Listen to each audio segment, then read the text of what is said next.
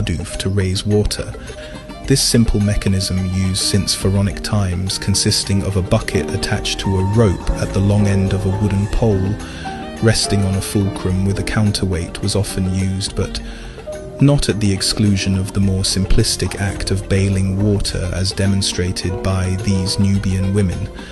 The sustainable nature of the native people is reflected in their use of readily available materials, which kept the shadoof practical and in balance with their ancient homeland.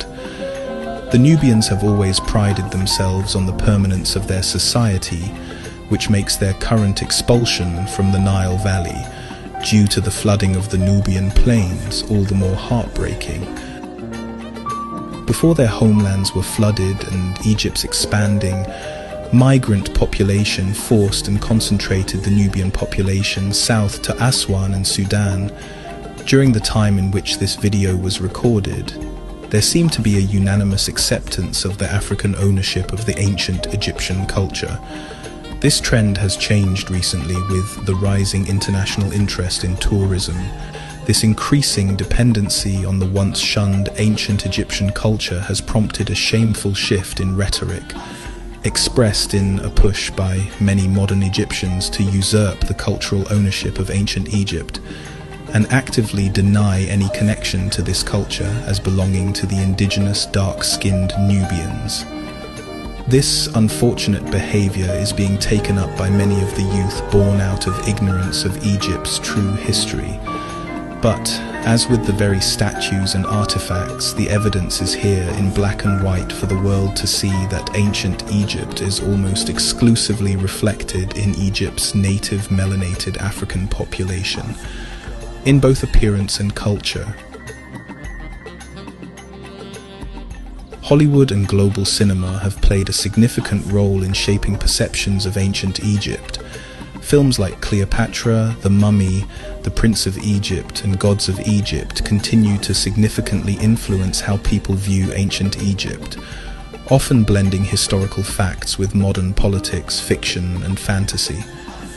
These portrayals, while entertaining, often alter the perception of the ancient Egyptian population in the minds of the general public, and this in turn has greatly affected the behavior of the modern citizens of the region, who attempt to carve the modern paradigms of caste and racialism and falsely manipulate it into an ancient context. Interestingly, what this footage proves is prior to this rise in Egyptomania, the non-Nubian population had very little interest in or knowledge of the ancient Egyptian culture as a whole. This is a stark contrast to the modern Egyptian population, who like to call themselves pharaohs, often at the total exclusion of the Nubian population, as though there has been some kind of unbroken cultural continuity, when it is apparent for all that the reverse is true.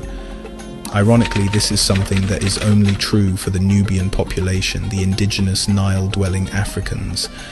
Indeed, the removal of the native indigenous Egyptians or Nubians from modern Egyptian discourse has created a cultural gulf.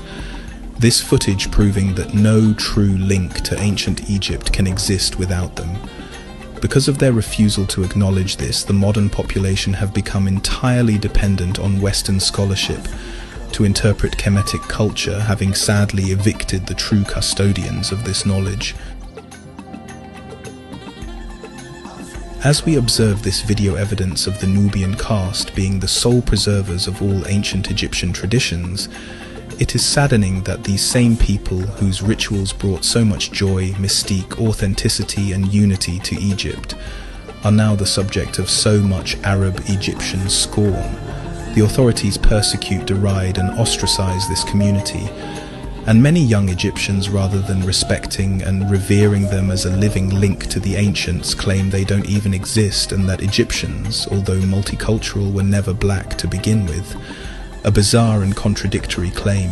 Thankfully though, this footage serves as a hallmark, a punctuation mark in history, providing an immortal exhibit of evidence that none of these claims are true. Let us not forget but share and circulate this footage, hopefully forcing the world into open discourse.